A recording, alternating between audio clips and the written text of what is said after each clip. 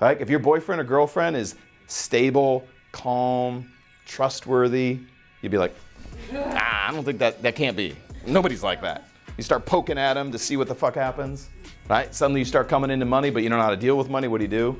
Find a fucking way to spend it. However, right? You just don't believe you deserve this shit. So when it gets stable, you find ways to destabilize it. That's all part of the morbid introspection that you want to avoid. Have you met that person that's like super awkwardly transparent about their life? Or maybe you've gone on a date with somebody that you sit down, they're like, oh, great, very nice to meet you. Do you want to go first? Do you want me to go first? Well, go ahead, you go first. Okay, great. So I'm recently divorced. Actually, that's not true. We're separated, but we're getting a divorce. I may have a venereal disease. I haven't figured that out yet. It was a wild time in the Philippines. I don't even know what I'm doing. Anyway, how are you? Yeah, I'll take a martini. And if you see this get empty, just one more if you could. You're like, what the fuck? Yeah, poof. Or you just maybe you're dealing with a customer in the field who is like really brutally honest about their life, and you're like, well, I don't know if you should be telling. Why are you telling me that? I really don't even know this. Why are you telling me this? What's happening? They're living out their stories and their identity in a way that's keeping them trapped. They're not processing through it. If you're still talking about the shit that happened to you 10 years ago, get a fucking therapist. A good therapist at that. This is why money matters, because when you have good money, you can buy the best therapist. I'm not joking. I used to say this and kind of question in the back of my mind, but King Solomon, the wisest man ever lived, there in Ecclesiastes, there it is. Money answers everything. And I was like, not everything. And then I realized, oh no, yeah, fucking everything. If I'm fucked up, I can get the best therapist to help me, right? If I get sick, I can get the best doctors to help me. If I need to get an education, I can get the best mentors to help me. If I have money, money fucking answers everything. Right? So the rule of thumb, by the way, if you get a therapist and you're still talking about the same things a year later, you either need a new therapist or get real about the fact you're not looking to change. Right? There's a difference between being a victim and being in victimhood. Is being a victim a very real thing? Fucking absolutely. Horrific things happen in this world. And you can be a victim in the moment. But if you're using what happened to you 5 years, 10 years ago to justify your fucking life, the only person you're punishing is who? You. Get fucking free. And going back to this methodology, if you aren't getting free, you may want to ask yourself why. Why? Probably because your identity, your story, and your justifications for your result are all tied to that experience. And to let go of that would be letting go of your identity, which means now I got to take personal responsibility and accountability for who I am and how I'm showing up. And that's a scary thought, so I'd rather just blame other people. You never see super empowered people blaming other people for this shit. And some of them have gnarly stories that you're like, what the fuck is my excuse? Right? Fucking no legs, one arm's missing, and the guy's happy as a fucking clam. You're like, what? How?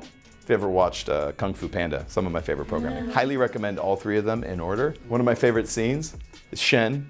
It's in the second one, the very end of the second one, where Po defeats Shen. Shen's like, how did you do it? He goes, I don't know, keep your elbows loose, stay high. He's like, not that, you idiot. How did you let go? It's this whole like, how did I let go of the pain? How did I forgive? He's like, I took your whole family from you. And he explains the whole thing in just such a beautiful way. It's just, let it go. This is the work. So that's your 7 steps of mastery to help you understand where in my life am I holding myself back? Well, where did it start? It started with having a goal. Because then, in your pursuit of your goal, anything that's holding you back is going to come forward. Well, this is my goal. Why aren't I doing it? Sometimes it may be massive disruption. It doesn't always have to be, but it may very well be. And that's where we get stuck. Sometimes we don't have the courage. There's a Waldo Emerson, there it is. Most men are living lives of quiet desperation. And the reason that happens is we lack the courage or we're afraid to make the disruptive change necessary to bring what we need to our lives. So we sit in resentment and sulk and quietly just... Change can be very painful and very disruptive, but let's say it's not. Practically, what I would do is I'm looking for what is the one thing that if I solve for, solves for most other things. Begin with first things first, right? Begin where you are. And I generally try to pick one major thing I'm working on and one minor thing. Now, why have a minor thing at all? Minor meaning it may not be a massive tweak to change it. Don't be obsessed on one thing. Just so you can say that you've done that. Fuck yeah, gives you a little confidence, a little booster, right? So for instance, I don't generally grade down when people interview and they're not dressed super sharp, especially depending on the situation, right? Or their haircut is a mess. And some people do. They're like, I don't really grade down on that. Why? because that shit's easy to change. Coaching people, it's the same thing.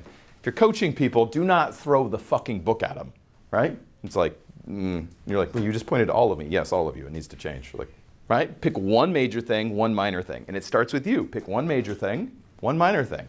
And don't get into morbid introspection. I'm giving you the what not to do's here because I've seen this go terribly wrong. What's morbid introspection? Childhood trauma, some things may take a therapist. It may be like depending on what you've dealt with, go seek professional help. I honestly think part of dropping into this plane right now is everyone should be handed a manual. Hey, this is human. This is how your body works. Great. Also, here's your therapist. Team therapist here to help you navigate through life. Now, you're probably not going to need him for your first 7 years because you're going to be in theta state and won't remember most of the shit anyway. Check in 10 years. They're going to be following along, though, so they'll know your life story and be able to help you through this. Thank you. Fuck, our whole world would be so much better. It used to be there was this stigma around having a therapist. This fucking day and age, everyone, I think, should have a therapist to help you process your shit. So sometimes we get in morbid introspection, we do it all on our own, we don't have the right tools to do it, and then we even fuck ourselves up more. Because then we start making really impulsive, irrational decisions that we don't know what we're doing. And then we make our life worse, not better. Make sense? So morbid introspection is, here's an example, an innocent, semi-innocent example of morbid introspection. Everything in your life is pretty fucking good.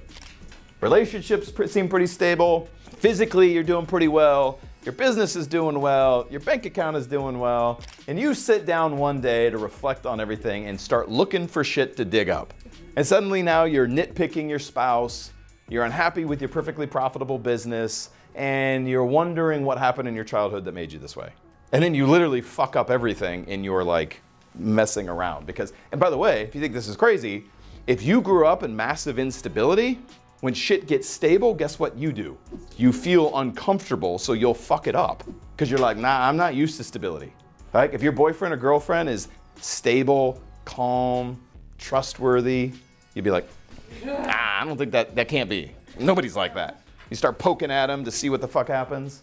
Right? Suddenly you start coming into money, but you don't know how to deal with money. What do? Find a fucking way to spend it. However, right? You just don't believe you deserve this shit. So when it gets stable, you find ways to destabilize it. That's all part of the morbid introspection that you want to avoid.